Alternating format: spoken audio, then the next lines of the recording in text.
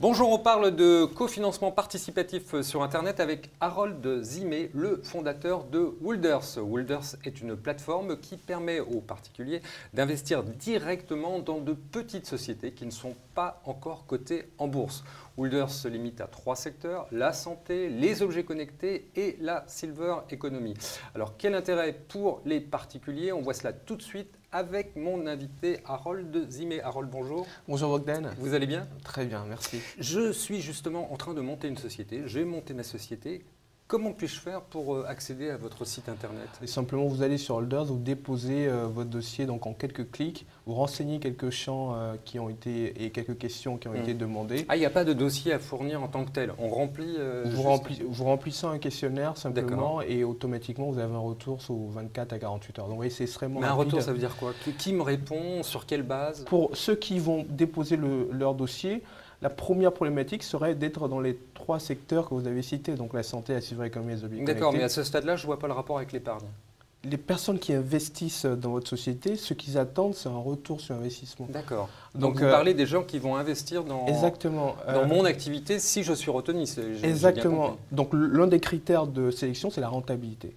Donc pour que ce soit rentable et que votre campagne de co-funding soit plébiscitée, il faut simplement que votre... Mais comment vous pouvez le savoir? Là, je viens juste de monter une activité. Comment est-ce que vous pouvez savoir que ça va être rentable? Mais déjà, si vous venez juste de monter votre activité, vous n'êtes pas une cible de Holders. On est plutôt concentré sur des sociétés qui sont en post-amorçage, donc après la création, avec quelques métriques en fait, c'est-à-dire qui ont déjà prouvé un début de chiffre d'affaires. Vous n'êtes pas amené à avoir 200 000 euros, 1 million d'euros de chiffre d'affaires, au moins. Donc les gens qui vont investir investissent déjà dans des petites sociétés qui peuvent déjà publier un chiffre d'affaires, c'est bien cela? Oui, quel que soit le montant finalement, c'est sur une société qui a développé une innovation, qui a rencontré son public et qui répond aux besoins des Français, voilà, avec une rentabilité estimée. Donc, après, dans nos critères de sélection, comme vous le disiez, donc, effectivement, il y a les secteurs d'activité, il y a la rentabilité, on espère avoir 150% de plus-value pour les épargnants au bout de 5 ans, mais également, il y a un point important, c'est de voir la scalabilité, donc la possibilité de la société à se déployer très rapidement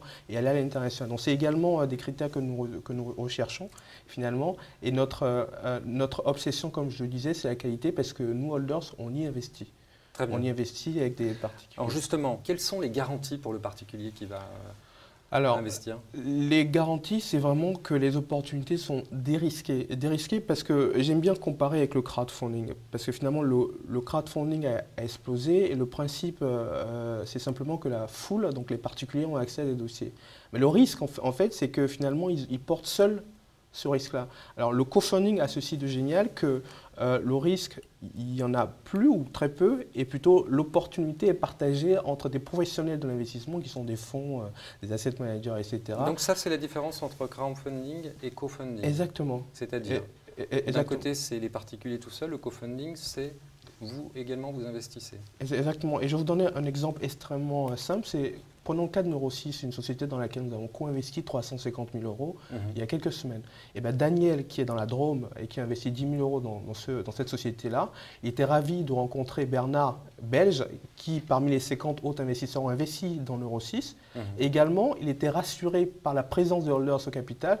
Et la cerise sur le gâteau, c'était simplement que le Crédit Agricole y a mis 100 000 euros. Donc vous voyez, c'est des opportunités qui sont dérisquées et accessibles cette fois-ci dans les mêmes conditions d'investissement pour tout le monde. Est-ce qu'il y a des avantages fiscaux pour les particuliers qui investissent? Oui, quand vous investissez dans ces sociétés-là qui vous permettent de défiscaliser, finalement 50% quand vous êtes assujetti à l'ISF et 18% quand vous êtes assujetti à l'impôt sur le revenu.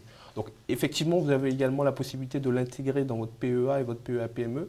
Je prends le cas de Carolina Technologies, qui est une très belle société où le sujet n'est pas de savoir si on va avoir 50% de plus-value ou de déduction, mais de savoir si on va faire du x10 ou x20.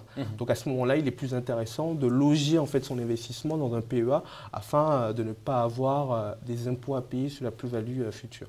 Alors, la mise de départ? La mise de départ aujourd'hui, elle est de 500 euros. 500 euros. Donc avec 500 euros, je peux investir dans n'importe quelle société que vous avez retenue sur votre site. Exactement. C'est assez génial parce qu'aujourd'hui, vous êtes capable d'être business angel simplement à partir de 500 euros. Alors que jusqu'à présent, pour être business angel, il fallait investir plusieurs dizaines de milliers d'euros. D'accord. Voilà. Donc c'est également ce que nous nous permettons, c'est avoir accès à des opportunités simples, accessibles, qui répondent aux innovations des personnes, dans des secteurs qui nous parlent, des innovations dont on a besoin, rentables, et en même temps sécurisées, parce que holders et des professionnels d'investissement participent aux investissements. Voilà. Harold, merci beaucoup. Je vous remercie, Bogdan.